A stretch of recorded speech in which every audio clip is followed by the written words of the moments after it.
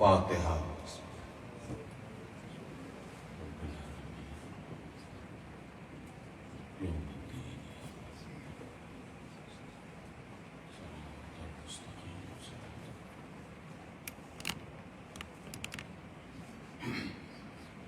اعوذ باللہ السمیع العلیم من الشیطان اللعین الرجیم، بسم اللہ الرحمن الرحیم۔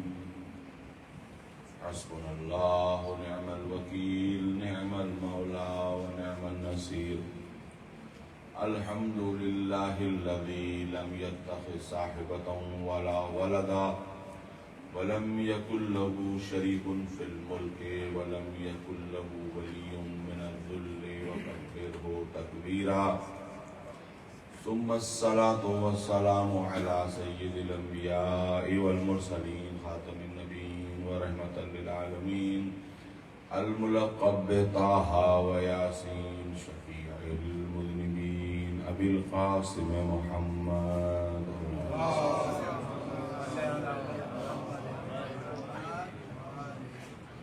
وأهل بيته الطيبين الطاهرين المعصومين المظلومين المنتجبين الهداة المهديين، أما بعد، فقد قال الله سبحانه تعالى وتبارك في كتابه المبين وقوله الحق، بسم الله الرحمن الرحيم: ليس البر أن تولوا وجوهكم قبل المشرق والمغرب ولكن البر من آمن بالله واليوم الآخر والملائكة والكتاب والنبيين۔ صلوات پڑھیں محمد اور آل محمد۔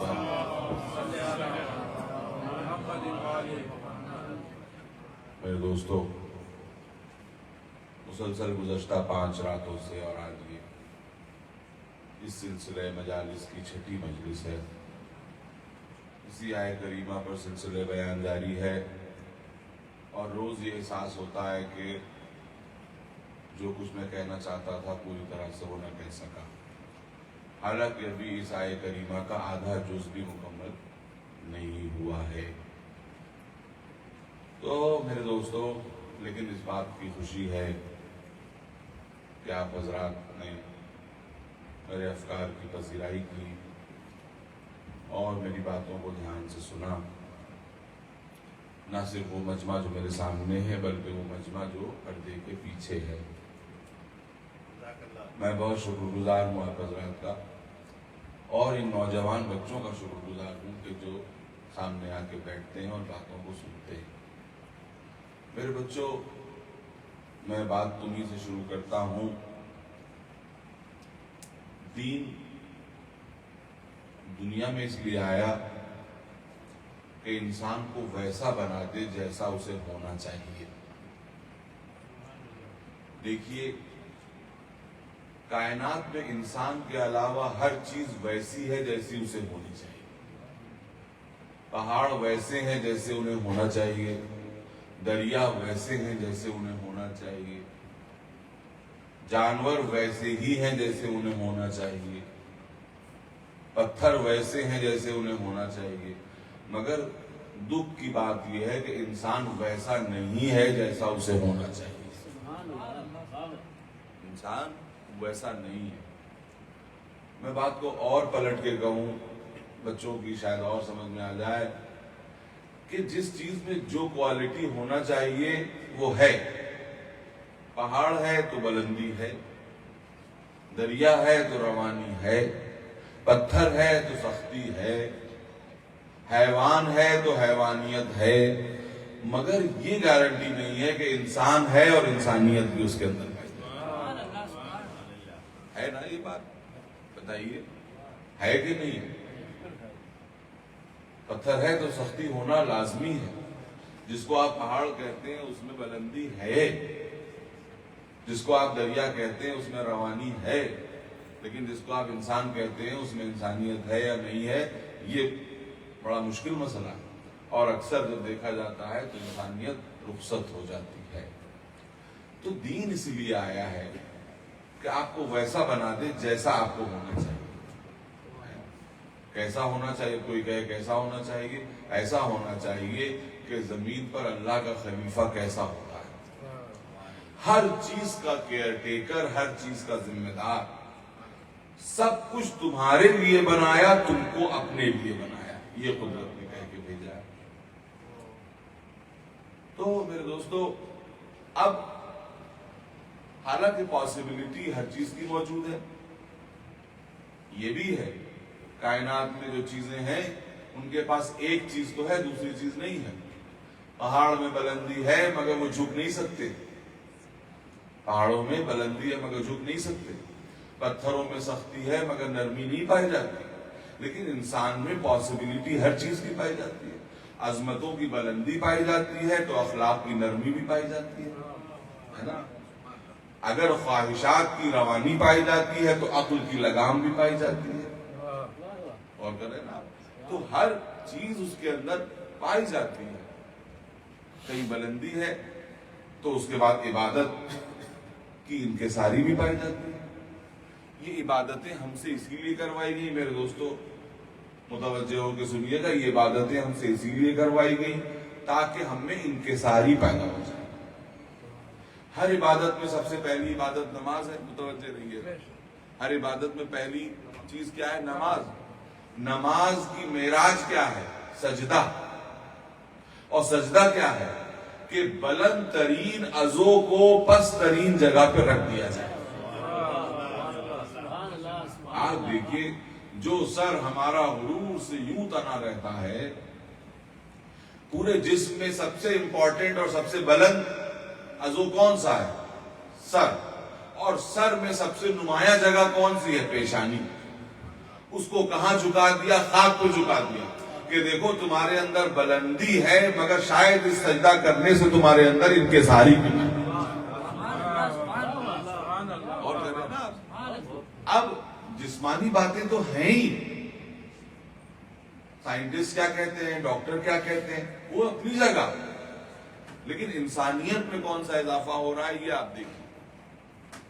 سائنٹسٹ یہ کہتے ہیں کہ جب آپ سجدہ کرتے ہیں تو یہ واحد پوزیشن ہے جسم کی کہ جب آپ کا سر آپ کے ہارٹ سے نیچے ہوتا ہے تو باریک باریک رگوں میں خون پہنچ جاتا ہے، سر کی باریک باریک رگوں میں خون پہنچ جاتا ہے، اور خدا نہ کرے برین اسٹروک یا اس طرح کے خطرے کم ہو جاتے ہیں۔ اب آپ نے سمجھا اماموں کے کلام کا مطلب، کہ امام کیا فرماتے تھے؟ امام کہتے تھے اپنے ماننے والوں سے، چاہنے والوں سے لمبے لمبے سجدے کیا کرو، اس میں تمہاری جسمانی زندگی بھی چھپی ہوئی ہے، تمہاری روحانی زندگی بھی چھپی ہوئی ہے۔ صلوات پڑھیں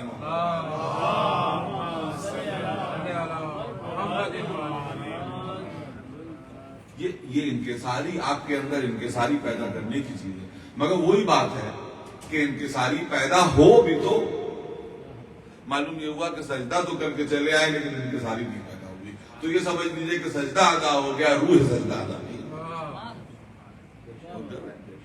کسی انگریز نے یہ بات کہی تھی، مسلمانوں تمہارے نبی نے تو تم کو یہ سکھایا ہے کہ 5 وقت ایک صف میں کھڑے ہو کے اپنے اندر مساوات پیدا کرو، لیکن تم مساوات صرف مسجد میں پیدا کر سکتے ہو، باہر آتے ہی تمہارے اندر پھر سے اونچ نیچ شروع ہو جاتی ہے۔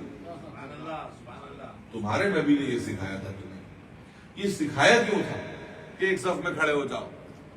علامہ اقبال کا مصرع ہر ایک کو ازبر، ایک صف میں کھڑے ہو گئے محمود و ایاز، تو یہ محمود و ایاز ایک صف میں کیوں کھڑے ہو گئے؟ کیوں؟ کیا اس لیے تاکہ جب مسجد سے باہر جاؤ تو پھر سے تمہارے اندر وہی اونچ نیچ کا خناس پیدا ہو جائے؟ اس لیے کیا تھا تاکہ 5 دفعہ کرو، تمہارے شعور کے اندر انسانوں کی برابری پیدا ہو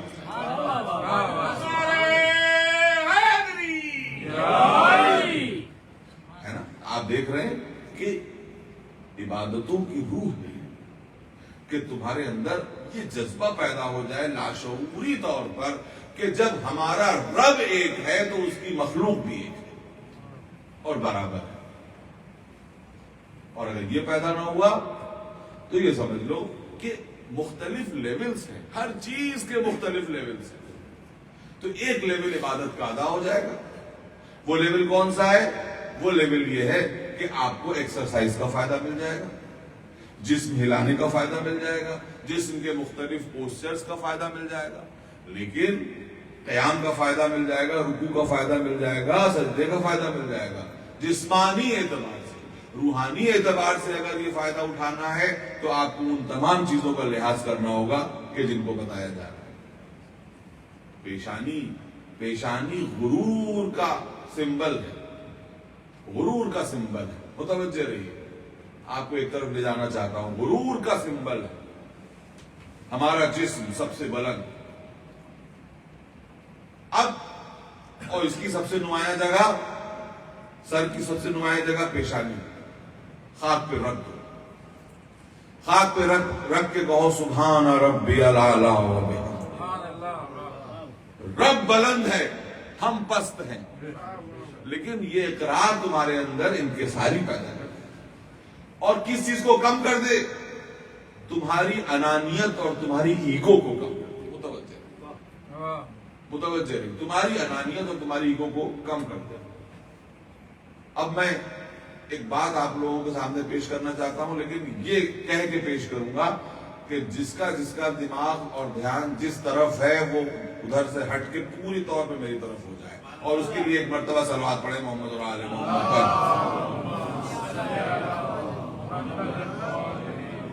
ہاتھوں کو جوڑ کے کہہ رہا ہوں، جو اگر ڈھکے چھپے انداز میں موبائل کو دیکھ رہے ہیں وہ ایک طرف تھوڑی دیر کے لیے متوجہ ہو جائے، اس لیے کہ اگر بات مس ہو گئی تو سال بھر بھی وہ بات ملنے والی نہیں ہے۔ دیکھیے میں بتا رہا ہوں آپ سے، ایک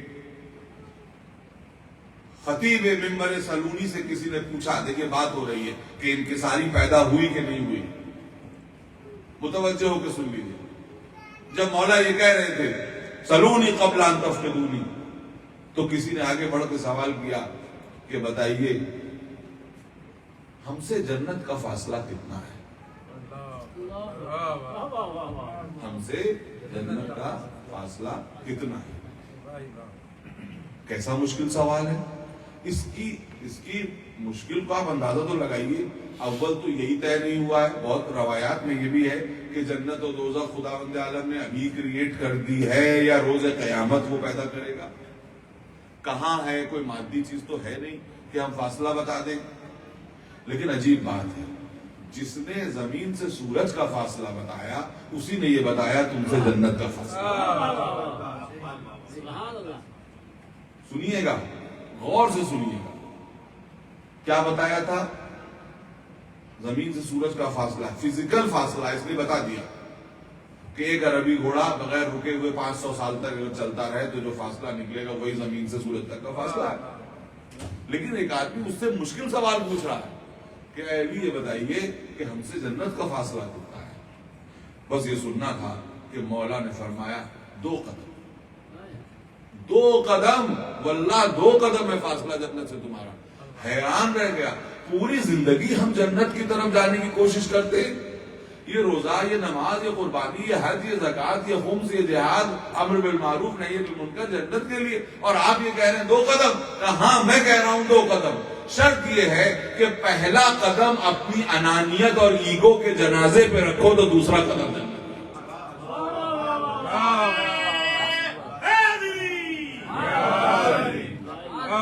حضور اگر اسی میں تشریح کرنے لگوں تو کئی گھنٹے گزر جائیں، کیونکہ جو کچھ گناہوں کا جو منبع اور مرکز ہے وہ یہی ہماری ایگو ہے، جس کو ہم یہ سمجھ لیتے ہیں کہ ہم سمجھ بھی نہیں پاتے اصل میں۔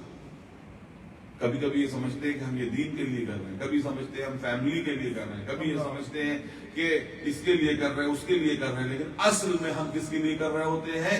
اپنی ایگو کے لیے، اپنی ایگو کے لیے کر رہے ہیں۔ اور اسی لیے مولا نے کہا کہ جس وقت انسان کو پہچاننا ہو تو کبھی اس کو غصے کی حالت میں دیکھو، کبھی اسے بھوک کی حالت میں دیکھو، کبھی اسے سفر کی حالت میں دیکھو، اور کبھی اس کو مال دے کے دیکھو کہ وہ کیسا ہے۔ غصے کی حالت میں میں نے اس دن بھی آپ لوگوں سے کہا تھا، آپ لوگوں کو بتایا میرے دوستو کہ غصے کی حالت میں عام حالات میں عام طور پہ ہمارے اوپر ایک چادر پڑی ہوتی ہے، لیکن جیسے ہی غصہ آتا ہے وہ چادر کہیں دور چلی جاتی ہے، اور ہم اصلی اپنے رنگ و روپ میں باہر آ جاتے ہیں. ہوتا ہے کہ نہیں ہوتا ہے؟ اپنے اصل رنگ و روپ میں آ جاتے ہیں. اس وقت پتہ چلتا ہے کہ انسان مہذب ہے یا غیر مہذب. عام حالات میں تو سب مہذب نظر آتے ہیں. اس سے کیا حالت میں پتہ چلتا ہے کہ مہذب ہے کہ نہیں. اب اس کے بعد دیکھیے بھوک. یہ بھی عجیب بات ہے کہ عام حالات میں ہر انسان ایک طرح کا ہے، لیکن میں نے کہا کہ اہل بیت کے کردار کو دیکھنا ہو تو ان حالات میں دیکھیے. جب علی کو غصہ آئے تب دیکھیے کہ علی کیسے ہیں. اب بھوک کیا ہے؟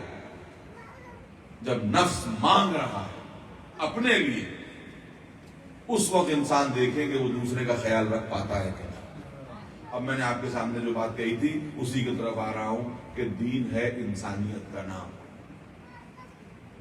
جلدی بات کو کہوں گا لیکن متوجہ رہیے گا. بس 20-30 منٹ کی توجہ اور آپ کے ساتھ یہ چاہتا ہوں کہ آپ حضرات کو معلوم ہے، جو باتیں معلوم ہے اس پہ میں زور نہیں دیا کرتا، جلدی سے آگے بڑھ جاتا ہوں. اس جگہ جانا چاہتا ہوں کہ امید کرتا ہوں کہ شاید آپ نے اس زاویے سے وہ بات نہ سنی ہو، اس لیے بات پہنچانا چاہتا ہوں کہ اہل بیت نے روزہ رکھا. آپ کو معلوم ہے شام کو کھانے بیٹھے، ایک روٹی ہے، جو کی ایک روٹی ہے.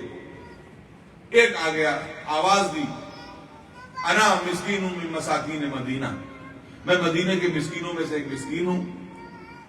ادھر علی نے روٹی اٹھائی، ادھر فاطمہ نے روٹی اٹھائی، ادھر حسن و حسین نے روٹی اٹھائی، ادھر فضہ نے روٹی اٹھائی. غور کر رہے ہیں آپ؟ اہل بیت پانی پی کے رہ گئے. دوسرا دن ہوا، دن بھر روزہ رکھا، رات میں آواز آئی، جیسے ہی افطار کرنے بیٹھے آواز آئی، میں مدینے کے یتیموں میں سے ایک یتیم ہوں، میری مدد کیجیے. علی نے روٹی اٹھائی، فاطمہ نے روٹی اٹھائی، بچوں نے روٹی اٹھائی، فضہ نے بھی روٹی اٹھائی. عجیب بات ہے. یہاں پہ روک کے ایک بات کہہ دینا چاہتا ہوں اپنی بہنوں سے بھی اور اپنے بھائیوں سے بھی کہ اہل بیت اپنا چاہنے والا ایسا چاہتے ہیں کہ جب وہ عمل کے میدان میں آئے تو اپنے عمل کو اہل بیت سے اتنا ملا دے کہ کوئی فرق نہ کر سکے معصوم کا عمل کون ہے اور غیر معصوم کا عمل. حضرت فضہ. اور اس کی مثال یہی ہے، اس دن ہمارے بھائی سے بات ہو رہی تھی، ضیاء بھائی سے، کہ اگر کسی چیز کو ہیٹ کیا جاتا ہے تو وہ گرم ہو جاتا ہے. گرم ہوتے ہوتے ایک ایسی منزل آتی ہے کہ جب اس میں سے ریڈیشن نکلنے لگتا ہے، نور نکلنے لگتا ہے. اگر ہیٹ کیا جائے کسی چیز کو اور اس کے اندر ہیٹ لینے کی صلاحیت ہو تو، اگر ہیٹ لینے کی صلاحیت نہیں تو وہ جل کے خاک ہو جائے گی. ایک ایسی منزل آئے گی کہ وہ خود انگارے کی طرح نظر آنے لگے گی اور آپ فرق نہیں کر پائیں گے کہ انگارہ کون ہے اور لوہے کا ٹکڑا کون ہے. تو اہل بیت اپنے غلاموں کو ایسا چاہتے ہیں کہ جب کسب فیض کریں تو اتنا کریں کہ آخر یہ پتہ لگ جائے، یہ پتہ لگانا مشکل ہو جائے کہ معصوم کا عمل کون ہے اور غیر معصوم کا عمل. وہی چمک ان کے عمل میں بھی نظر آ رہی ہے جو اہل بیت کے عمل میں نظر آ رہی ہے. اب جس بات کے لیے زحمت دی تھی وہ کہنا چاہتا ہوں. آخری دن ہوا، آپ انصاف سے بتائیے سب سے زیادہ مصیبت بھوک اور پیاس کی کب تھی؟ آخری دن. آخری دن. ابھی آخری دن اہل بیت کھانے کے لیے بیٹھے تھے، آواز آئی، میں مدینے کے اسیروں میں سے ایک اسیر ہوں، یہیں پر روکنا ہے. اسی کی زحمت دی آپ تاکہ بتا سکوں کہ دین انسانیت سکھاتا ہے یا نہیں سکھاتا. میں مدینے کے اسیروں میں سے ایک اسیر ہوں. اب یہاں پہ تاریخ سے میں بتانا چاہتا ہوں آپ کو کہ یتیم آیا، مسکین آیا، وہ تو مسلمان تھا، لیکن یہ اسیر کیسے آیا؟ بھئی اگر اسیر آیا، اسیر کے معنی تو قیدی ہوتے ہیں نا، تو اس کو تو جیل میں ہونا چاہیے. تو یہ دروازے پہ آیا کیسے؟ یہ دروازے پر اسیر آیا کیسے؟ تو سب سے پہلی بات تو میں یہ بتا دوں کہ یہ حضور ختمی مرتبت رحمت للعالمین ہے، جنہوں نے مدینے میں کوئی قید خانہ نہیں بنایا، اس لیے کہ وہ انسانیت کو آزاد کرنے کے لیے آئے تھے، انسانوں کو قید کرنے کے لیے نہیں آئے تھے. تو پھر اسیر کہتے کسے تھے؟ اور جنگ کے قیدیوں کا کیا ہوتا تھا؟ یہ اصلی بات ہے نا، رسول نے ایک باؤنڈری مدینے میں بنا دی تھی کہ دیکھو جنگ کے قیدی اس باؤنڈری کے اندر رہیں گے، اس باؤنڈری سے باہر نہیں جا سکیں گے۔ اس کے معنی یہ جو اسیر، اچھا اسیر جو ہے وہ مسلمان نہیں ہو سکتا تھا، کیونکہ اگر مسلمان ہو گیا تو وہ اسیر کیوں ہوگا؟ وہ اسیر کیوں ہوگا؟ وہ اسیر تھا یعنی کوئی نہ کوئی غیر مسلم تھا جو کسی جنگ کا اسیر تھا، اور اہل بیت 2 دن کے بعد 2 دن سے فاقے سے ہیں اور اب روزہ کھولنا چاہ رہے ہیں۔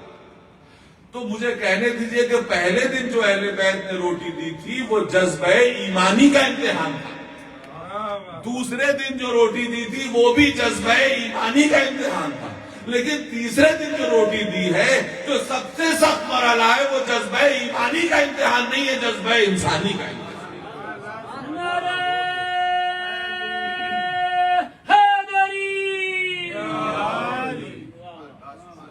یہ مسلمان نہیں تھا، یہ ایک غیر مسلم تھا، غیر مسلم تھا کہ جس کو اہل بیت نے کھلایا۔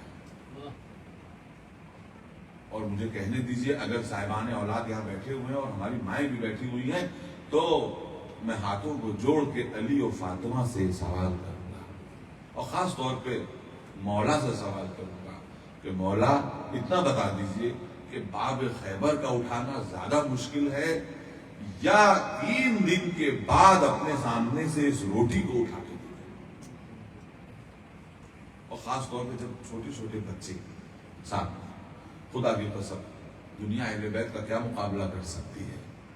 بھوک کے عالم میں جب انسانیت کا دامن ہاتھ سے نہ جانے پائے، ہم نے بڑے بڑوں کو حیوان بنتے دیکھا ہے، لیکن یہ اہل بیت ہیں کہ جب مصیبت آتی ہے تو ان کا کردار اور نور کے ساتھ سامنے آ جاتا ہے۔ میں نے ہمیشہ کہا آپ لوگوں کے سامنے کئی دفعہ کہ عام حالات میں سب برابر نظر آتے ہیں، خداوند عالم امتحان ڈالتا ہی اس لیے ہے تاکہ پتہ چل جائے ان میں اچھا کون ہے اور برا کون ہے نا۔ اسی لیے عام جنگ کے حالات میں سارے مجاہد برابر نظر آئیں گے، لیکن جس وقت فوج بھاگے اس وقت پتہ چلے گا کہ کون اصل مجاہد ہے اور کون مجاہدوں کے لباس میں لٹیرا ہے جو مال غنیمت کی لالچ میں آیا ہے نا۔ جنگ احد میں جس وقت سب بھاگ گئے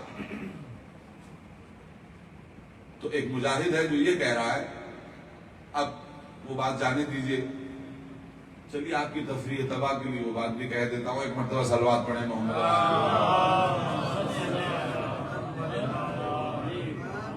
آپ کی توجہ مبذول رکھنے کے لیے چند باتیں آپ کا دل خوش کرنے کے لیے بھی کہ ایک آواز آئی، قد قتل محمد،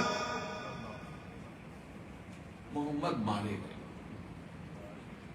اب تاریخ نے تو پہچان لی آواز کس کی تھی، لیکن کچھ وکیل بیٹھے ہوئے ہیں ان کے بھی تاریخ میں، وہ کہتے ہیں جی نہیں وہ ان کی آواز نہیں تھی، اصل میں ان کی آواز ملا کے شیطان نے آواز لگائی تھی۔ کیا لگائی تھی آواز؟ شیطان نے آواز لگائی تھی۔ تاریخ پہچان رہی ہے کس کی آواز ہے۔ اب اس کے اوپر کچھ لوگ بھاگے بے پناہ، جدھر جس کا دل چاہا ادھر بھاگے۔ تاریخ کی کتابوں میں دیکھ لیجیے ایک صاحب تو اتنی دور بھاگے کہ 3 دن کے بعد لوٹ کے آئے۔ خدا کی قسم نام لینے کی ضرورت نہیں، تاریخ کتابوں میں نام بھی لکھا ہے، سب کچھ لکھا ہوا ہے۔ اپنی طرف سے کچھ بولوں تو میرے منہ میں خاک، 3 دن کے بعد لوٹ کے آئے۔ لیکن ایک مجاہد کے اوپر یہ اثر پڑا کہ یہ آواز بلند ہوئی تو کہا کہ اگر محمد نہیں تو ہم جی کے کیا کریں گے، ہم جی کے کیا کریں گے۔ بعد میں جب پیغمبر ملے، زخم دھلایا، تو نبی نے شفقت کے ساتھ ایک سوال پوچھا، اے علی جب سب چلے گئے تھے تو تم بھی کیوں نہیں گئے؟ مولا نے عجیب جواب دیا، خدا کی قسم ایسا جواب دیا قیامت تک بھاگنے والوں کو اسی جواب کے اوپر جو ہے وہ ان کی کسوٹی ہے کہ اسی جواب پہ کسا جائے گا۔ یا رسول اللہ کیا میں بھی ایمان لانے کے بعد کافر ہو جاتا؟ اب حضور یہ جو گنتی گنی جاتی ہے، پہلے نمبر پہ یہ ایمان لائے، دوسرے نمبر پہ وہ ایمان لائے، تیسرے نمبر پہ وہ ایمان لائے، اب مسلمانوں یہ دیکھو کہ احد کے بعد کون کس نمبر پر ایمان لے کے آئے۔ صلوات پڑھیں محمد اور آل محمد۔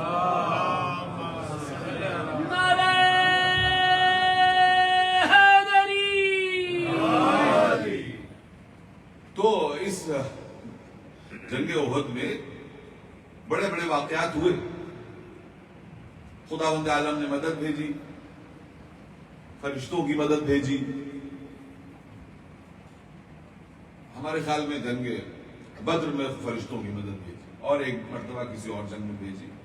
تو جنگ بدر میں مدد بھیجی تو جتنے مقتول دیکھے جاتے تھے سب یہ کہتے تھے، کوئی اتنی دور پڑا ہوا ہے کہ اللہ تمہیں کس نے مارا؟ ہم کو علی نے مارا۔ کوئی بہت دور پڑا ہوا ہے کہ تمہیں کس نے مارا؟ علی نے مارا۔ تو لوگوں نے کہا کہ یا رسول اللہ، کہ ہر جگہ کیا علی تھے میدان میں؟ ایک وقت میں کتنی جگہ تھے؟ نبی نے کہا یہ لوگ جھوٹ نہیں بول رہے ہیں، مرتا ہوا آدمی جھوٹ بولتا بھی نہیں۔ کہا کہ بات یہ ہے اصل میں کہ اللہ نے فرشتوں کی فوج بھیجی تھی، اللہ نے فرشتوں کی فوج بھیجی تھی۔ تو فرشتے کیسے آتے؟ کیا اس طرح سے آتے کہ مثلا سفید لباس پہنے ہوئے، یا جو آپ کے نظر میں تصور ہے کہ ان کے پر لگے ہوئے ہوتے تو ویسے ہی لشکر جو ہے وہ کفر بھاگ جاتا؟ تو کسی شکل میں آئیں گے نا۔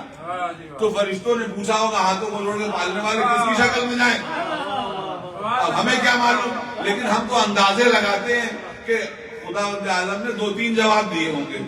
یا تو یہ کہا ہوگا کہ دیکھو میدان میں جو سب سے زیادہ جنگ کر رہا ہے اسی کی شکل میں جاؤ، یا یہ کہا ہوگا کہ جو شکل میرے نبی کو سب سے زیادہ پسند ہے اس شکل میں چلے جاؤ، یا یہ کہا ہوگا کہ جو شکل مجھے سب سے زیادہ پسند ہے اس شکل میں چلے جاؤ۔ شکلیں جتنی بھی ہوں جواب ایک ہے کہ اس مجاہد کی شکل میں آئے تھے۔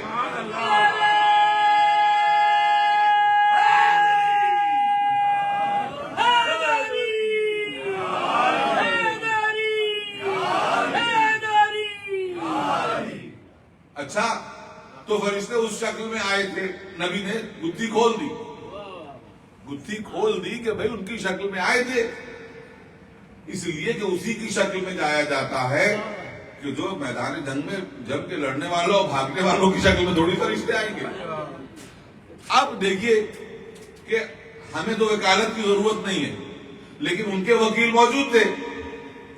جب جنگ بگڑی تو ایک صاحب نے کہا محمد تو مارے گئے، اپنے دین پہ پلٹ چلو واپس۔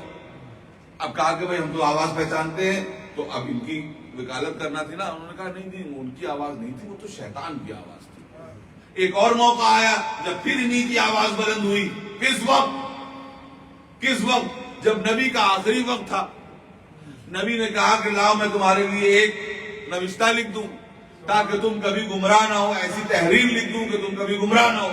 پھر ایک آواز آئی، نعوذ باللہ کہ اس شخص کو ہذیان ہو گیا۔ لوگ پہچان گئے کس کی آواز ہے، فوراً ان کے وکیل پھر بولے ارے نہیں وہ ان کی آواز نہیں تھی، وہ شیطان کی آواز تھی۔ تو ہم نے کہا یہ تو اپنی قسمت کی بات ہے کہ کسی کی آواز کو شیطان ادھار لیتا ہے، کسی کی شکل کو فرشتے ادھار لیتے ہیں۔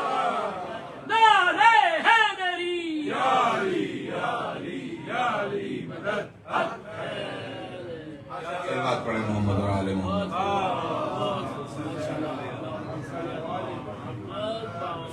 عجیب بات ہے کہ ہمیشہ ان کی آواز کو شیطان کی ضرورت ہے، شیطان کو ان کی آواز کی ضرورت پڑی، بالکل۔ تو میرے دوستو، اس بات کے بعد میں پھر سے اپنے موضوع کی طرف پلٹتا ہوں کہ دین انسانیت سکھانے آیا ہے، آپ کو وہ بنانے آیا ہے جو آپ کو ہونا چاہیے، آپ وہ نہیں ہیں جو آپ کو ہونا چاہیے۔ دین اس لیے آیا کہ انسان کو وہ بنا دے جو اسے ہونا ہے۔ میں نے کل آپ کے سامنے عرض کیا، عقل، علم، معرفت اور بندوں سے محبت اور عدل و انصاف، یہ دین کی روح ہے، دین کی اسپرٹ ہے۔ دین اس کے بنا نہیں چل سکتا.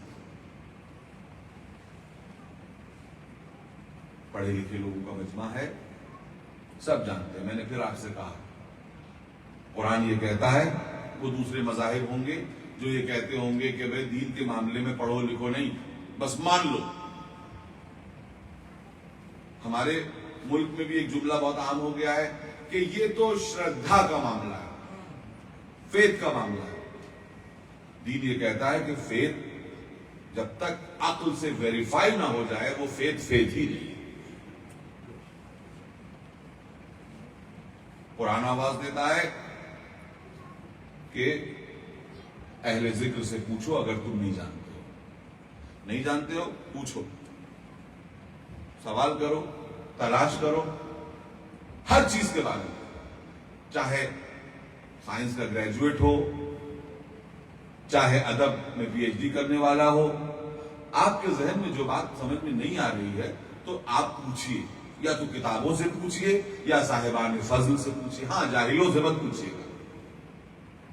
اور قرآن بھی یہی کہہ رہا ہے کہ فَاسْأَلُوا أَهْلَ الذِّكْرِ, اہل ذکر سے پوچھو, جاہلوں سے نہ پوچھو.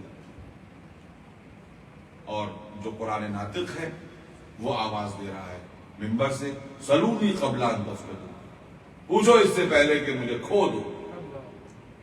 کیوں؟ کیونکہ نبی نے مجھے اس طرح سے علم بھرایا ہے کہ جیسے پرندہ اپنے بچے کو دانا بھراتا ہے. پرندہ اپنے بچے کو دانا بھراتا ہے. اب اسی موضوع کے اوپر 5-10 منٹ شاید بات کر سکوں گا, اس کے بعد چونکہ مصائب کی منزلیں ہیں اور اب تاریخیں بھی قیامت خیز آتی جا رہی ہیں. پرندہ اپنے بچے کو دانا بھراتا ہے. میں آپ کو یہ بتانا چاہتا ہوں میرے دوستوں, میرے بزرگوں جو پیچھے بھی بیٹھے ہوئے ہیں, کہ حضرت علی کی مثالوں کو دیکھیے. کل میں نے ایک مثال دی تھی کہ میں ایسے چلتا تھا رسول کے پیچھے جیسے اونٹنی کا بچہ اونٹنی کے پیچھے چلتا ہے. یعنی ہر مثال میں ایک حکمت ہے کہ اونٹنی کا بچہ کبھی اپنی ماں سے الگ ہوتا ہی نہیں کسی حالت میں. یہاں مولا یہ فرما رہے ہیں کہ نبی نے مجھے ایسے علم بھرایا جیسے پرندہ اپنے بچے کو دانا بھراتا ہے. مولا یہ بھی تو کہہ سکتے تھے کہ جیسے جانور اپنے بچے کو دودھ پلاتا ہے, مگر ان دونوں میں زمین و آسمان کا فرق ہو جاتا ہے. اس لیے کہ جانور جو غذا کھاتا ہے اس کو دودھ بننے میں نہ جانے کتنے تغیرات اور تبدیلی کا سامنا کرنا پڑتا ہے, لیکن پرندہ جیسا دانا لاتا ہے ویسا بچے کو دیتا ہے. گویا مولا یہ بتانا چاہتے تھے کہ وحی کے ذریعے جیسا علم لائے تھے ویسا کا ویسا مجھے دے, ویسا کا ویسا مجھے دے دیا. تو مجھ سے پوچھو, انا مدینۃ العلم وعلی بابھا, میں شہر علم ہوں, علی اس کے دروازہ ہیں. ایک بات کہہ دوں تفریح تباہ کے لیے, اور اس کے بعد جلدی سے پھر اس کے اوپر چند باتیں آپ کے سامنے کہوں گا کہ بھائی لوگوں نے اس کی تشریح یہ کی کہ یہاں پہ علی جو ہے وہ اسم نہیں ہے, یہاں پہ علی نام نہیں ہے, بلکہ رسول یہ کہنا چاہ رہے ہیں کہ انا مدینۃ العلم, میں علم کا شہر ہوں, وعلی بابھا, علی کے معنی اونچا, یعنی اس کا دروازہ بہت اونچا ہے, اس کا دروازہ بہت اونچا ہے. اب آپ یہ دیکھیے کہ نبی کی بلاغت کو آسمان سے زمین پہ پہنچا دیا. جب نبی ایک شخصیت کو شہر علم کہہ رہے ہیں تو دروازہ بھی کوئی شخصیت ہی ہونا چاہیے. لیکن انہوں نے کیا بتایا, انہوں نے کیا کہا کہ وعلی بابھا, علی کے معنی اونچائی, اس کے معنی یہ ہے کہ اس کا دروازہ بہت اونچا ہے. اچھا, تو دروازہ بہت اونچا ہے تو بتا دیجئے حضور وہ اونچائی کہاں ہے, وہ اونچائی کہاں ہے. اسی حدیث کو لے کر کے آپ کو معلوم ہے نا, بنی امیہ میں مصرع طرح جیسے دیے جاتے ہیں شاعروں کو, تو مصرع طرح دیے جاتے تھے بنی امیہ کو کہ ایک حدیث ایسی ہے, ایسی بنا کے لاؤ. تو حدیثوں کی کتابوں میں وہ حدیث موجود ہے جو بنائی گئی اس کے مقابلے پر کہ میں شہر علم ہوں, کوئی شخص جو ہے وہ اس کی دیواریں ہیں, کچھ اس کی چھت ہے, کوئی اس کے پلر ہے, اور علی اس کے دروازہ. چھت بھی بنا دیا, پلر بھی بنا دیا, دیواریں بھی بنا دی.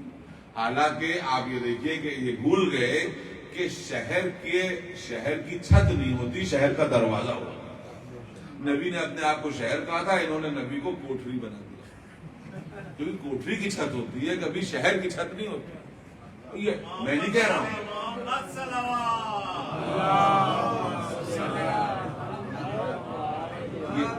حضور میں یہ نہیں کہہ رہا ہوں، یہ حدیث کتابوں میں ہے. نبی نے فرمایا الحسن والحسین سیدہ شباب اہل الجنہ، حسن حسین جنت کے جوانوں کے سردار ہیں. میں کتاب کا نام دے سکتا ہوں، 4 کتابیں لکھی ہوئی جس میں کہا گیا ہے فلاں فلاں جنت کے بوڑھوں کے سردار سیدہ کہول اہل الجنہ. یہی حدیث کے جملے ہیں کہ جنت کے بوڑھوں کے سردار. جب امام جعفر صادق علیہ السلام کے سامنے یہ حدیث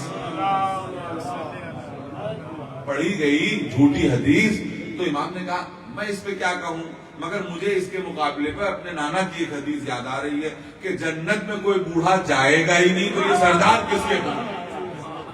سلوات پڑھیں محمد آل محمد.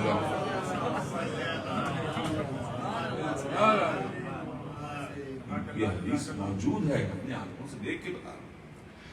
تو خیر بات یہ ہے کہ کسی ایسی شخصیت کو دیکھو مسلمانوں کہ جو ہمیشہ اونچائی پر رہتی ہو، تو یہ مولا ہیں، ان کی قسمت میں اونچائی ہے.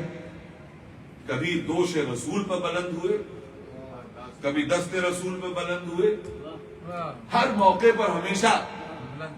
اور منبر پہ بھی جب بیٹھے تو اسی مقام پہ بیٹھے جہاں رسول بیٹھا کرتے. تاریخ یہ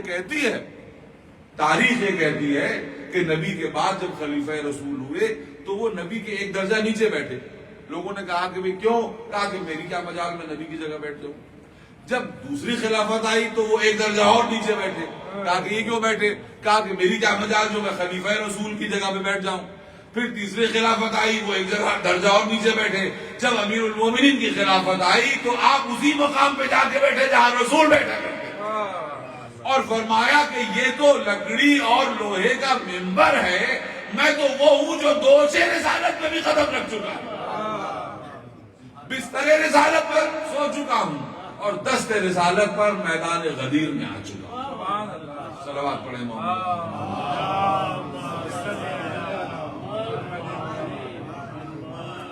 بس بات ختم ہو رہی ہے. ایک بات بتا دوں، ایک بات اس سے پتہ چل جائے گا کہ دین علم کو کتنی اہمیت دیتا ہے.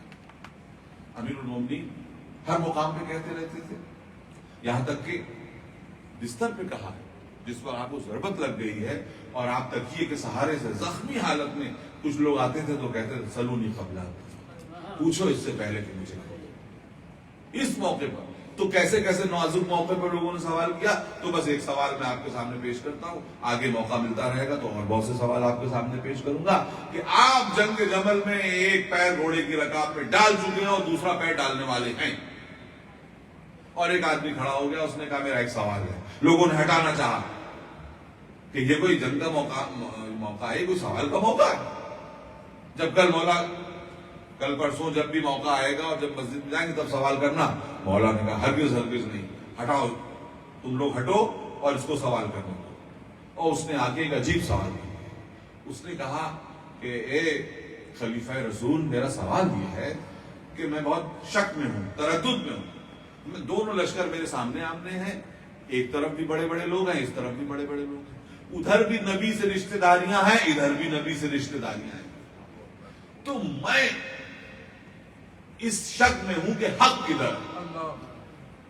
کتنا بڑا سوال پوچھا کہ ادھر بھی رشتہ داریاں ہیں، ادھر بھی رشتہ داریاں ہیں، ادھر بھی بڑے بڑے صحابی ہیں، ادھر بھی بڑے بڑے صحابی ہیں، تو میں کیسے جانوں کہ حق کدھر.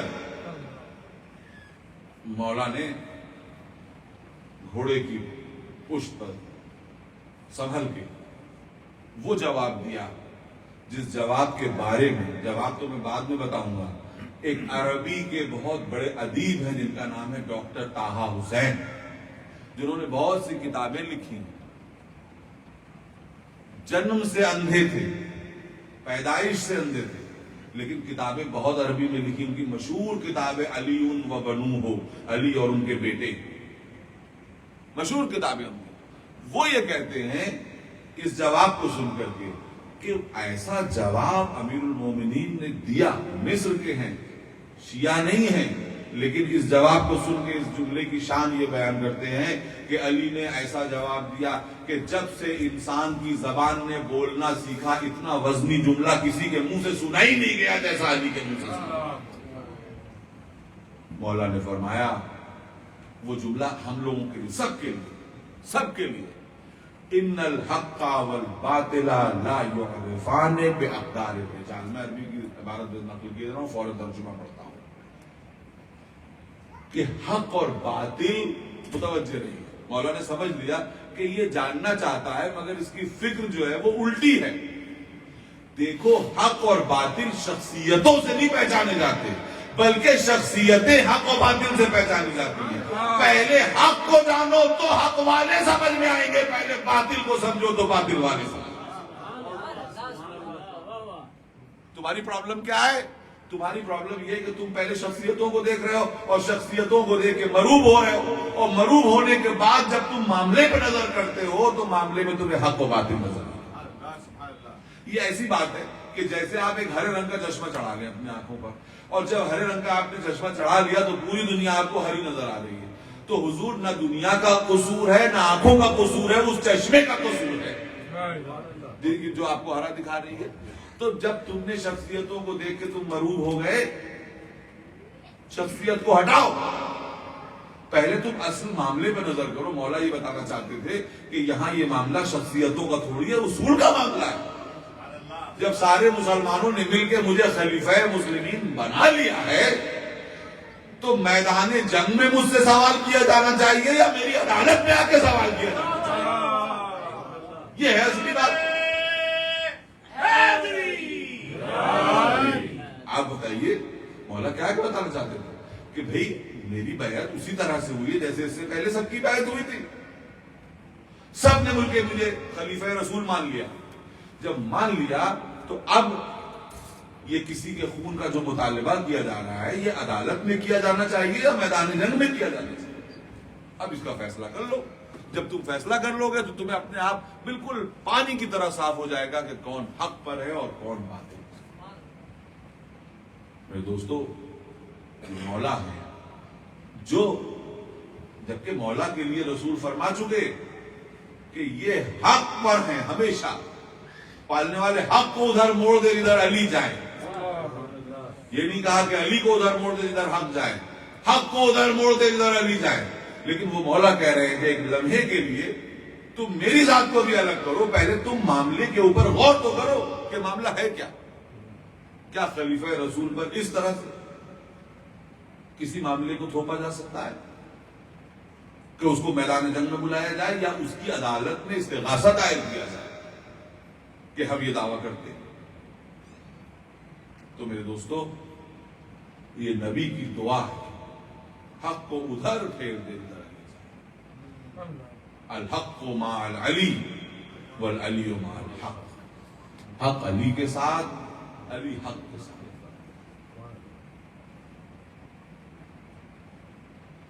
وقت نہیں ہے ورنہ میں اس حدیث کی تشریح بھی کرتا ہوں، لیکن میرے دوستو صرف یہ علی کے ساتھ حق نہیں ہے بلکہ اس نسل میں جتنے علی پائے جا رہے ہیں ان کے ساتھ حق ہے، اور ان علیوں سے جو ٹکراتا ہوا نظر آئے وہ سمجھ لینا کہ باطل ہے۔ چاہے حسن سے کوئی ٹکراتا ہوا نظر آئے وہ بھی باطل پر ہے، حسین سے جو ٹکراتا ہوا نظر آئے وہ بھی باطل پر ہے، علی ابن الحسین سے جو ٹکراتا ہوا نظر آئے وہ بھی باطل پر۔ یہ پورا سلسلہ ہے۔ پیغمبر جو کچھ مولا کے لیے کہہ رہے ہیں وہ صرف مولا کے لیے نہیں کہہ رہے ہیں بلکہ اس پاک اور طاہر نسل کے لیے کہ جہاں پر فداکاری ہے، وفاداری ہے، حق پرستی ہے، عزت نفس ہے۔ میرے دوستو، امام حسین جو کھڑے ہوئے تھے وہ عزت نفس کے لیے کھڑے ہوئے تھے۔ میں نے فضائل کو ختم کیا، 10 منٹ مصائب کے چند جملے بھی سن لیجیے، مگر ایک منٹ کے لیے روک کے یہ بتا دوں کہ فلسفہ عزاداری یہ ہے، روح عزاداری یہ ہے کہ آپ یزید پر لعنت تو کریں مگر اپنے دور حاضر کے یزیدوں کی معرفت بھی رکھیں۔ اگر دور حاضر کی یزیدوں کی معرفت نہیں رکھی تو یہ سمجھ لیجئے کہ آپ کی عزداری ادھوری ہے. اس یزید پہ لعنت کریں لیکن اس کے ساتھ ساتھ یہ دیکھیں کہ آج کی دنیا کی یزید کون ہے جو کیا کر رہے ہیں. اس میرے دوستو یہ کہنے کی ضرورت نہیں کہ آج 5 محرم ہے. مسلسل آپ کو بتایا جا رہا ہے کہ آج کی تاریخ مخصوص ہے ان 2 شہزادوں کے لیے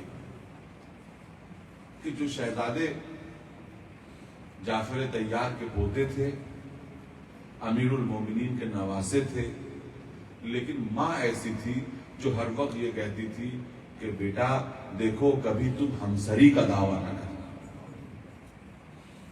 کہ بیٹا کہیں ایسا نہ ہو کہ علی اکبر تم سے پہلے شہید ہو جائیں اور میں اپنی ماں کے سامنے سرخرو نہ رہوں, شرمندہ ہو جاؤں. یہ 2 بچے ہیں. ہر عورت اپنا فدیہ اور اپنا نذرانہ امام کے لیے مدینے سے لے کے آئی ہے اور امام کی بہن ہے جو ان 2 بچوں کو لے کے آئی ہے, اور جب سے آئی ہے بار بار یہ سکھاتی جا رہی ہیں کہ میرے پیاروں دیکھو قربانی میں تم پیچھے نہ رہ جانا, کہیں ایسا نہ ہو کہ مجھے روح سیدہ سے شرمندگی ہو جائے. یہ میرے دوستو عجیب ماں ہے اور عجیب بچے. شب عاشور یہ ماں اپنے بچوں کو سمجھا رہی ہے.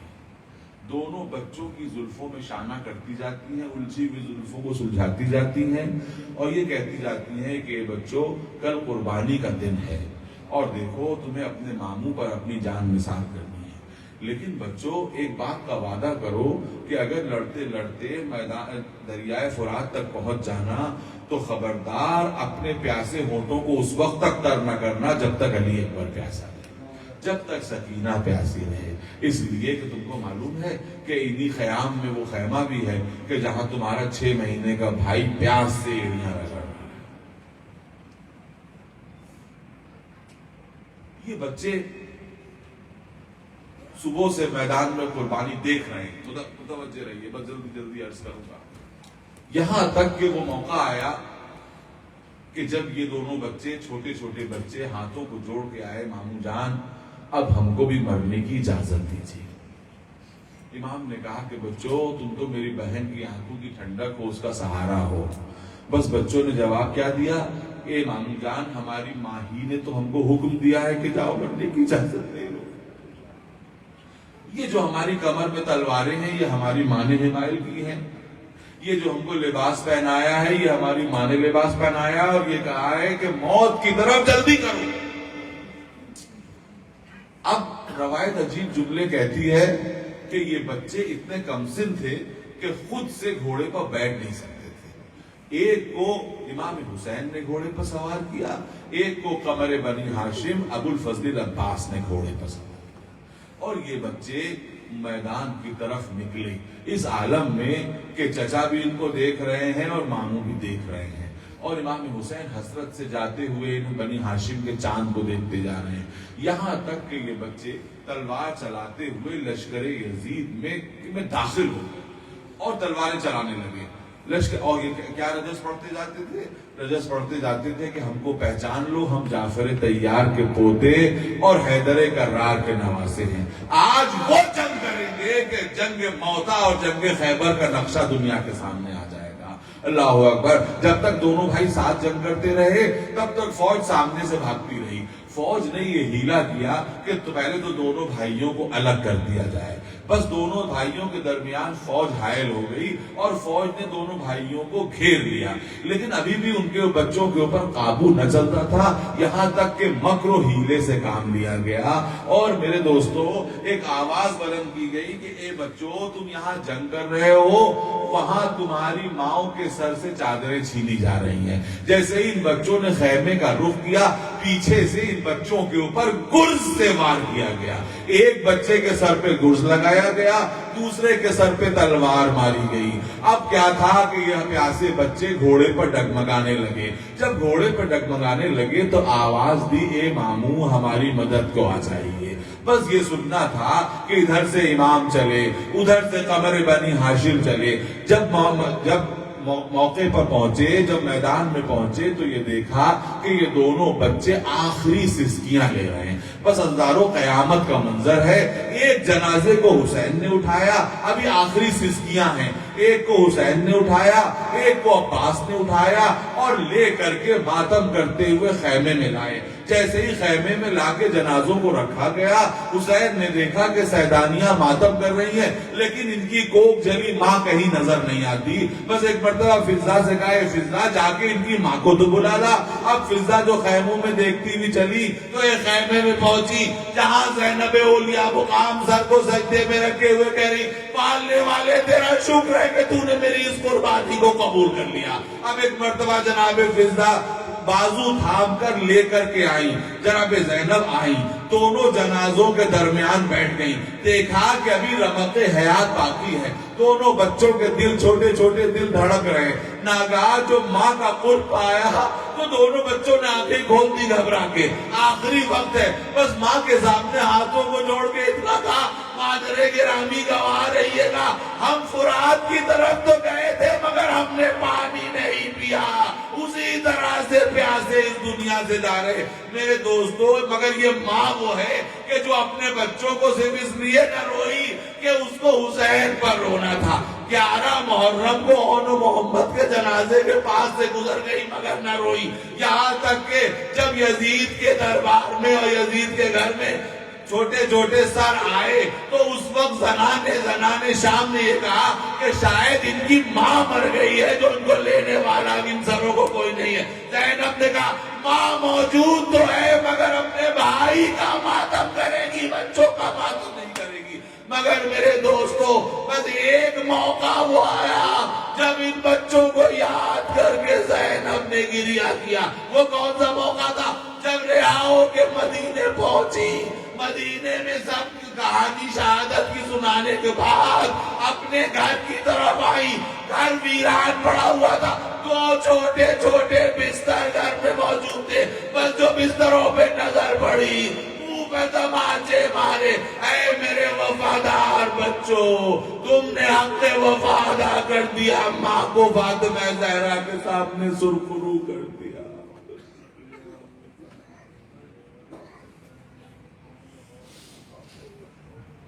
سيعلم الذين ظلموا أي منقلب ينقلبون إنا لله وإنا إليه راجعون رضا بقضائه وتسليما لأمره. پالنے والے ہمارے ان آنسوؤں کو رومال حضرت زہرا میں جگہ دیتے ہیں. پالنے والے ہمارے ان آنسوؤں کو، ہمارے اس گریے کو، ہماری اس ماتمداری کو ہمارے گناہوں کی مغفرت کا وسیلہ قرار دیتے ہیں. پالنے والے ہمیں اہل بیت کے راستے پہ چلنے کی توفیق عطا فرما. پالنے والے جو لوگ اس دنیا سے گزر گئے ان کی مغفرت فرما دے. پالنے والے بیماروں کو شفا عطا کر دے. پالنے والے مقروضوں کے قرض کو ادا کر دے. پالنے والے ہم سب کو اعمال صالحہ کی توفیق عطا فرما. پالنے والے ہماری نسلوں کو راہ مستقیم عطا فرما دے. پالنے والے دنیا کے ظالموں کو نیست و نابود فرما دے. پالنے والے مظلوموں کی مدد فرما دے. پالنے والے حسین کا غم منانے والے دنیا میں جہاں جہاں جس جس کونے میں ہیں ان کی جان مال عزت آبرو کی حفاظت فرما. پالنے والے وارث خون حسین حضرت حجت کے ظہور میں تعجیل فرما. ہم سب کو ان کے اعوان و انصار میں شامل فرما. ماتم حسین.